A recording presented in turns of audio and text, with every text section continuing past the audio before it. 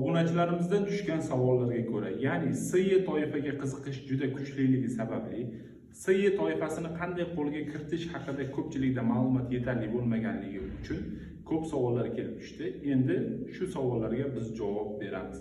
Ya'ni SY toifasini qanday qo'lga kiritsa bo'ladi?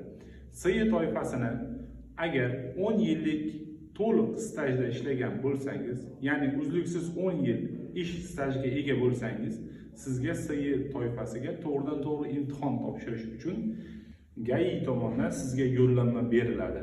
Bu yo'llanmada siz amaliy hamda nazariy imtihonni topshirishingiz kerak bo'ladi.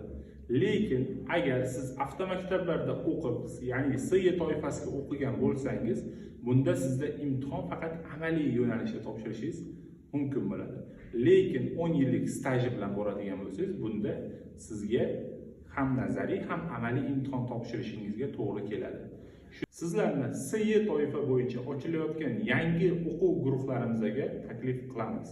Biz bilan bog'lanish uchun pastdagi raqamlarga murojaat qilishingiz mumkin.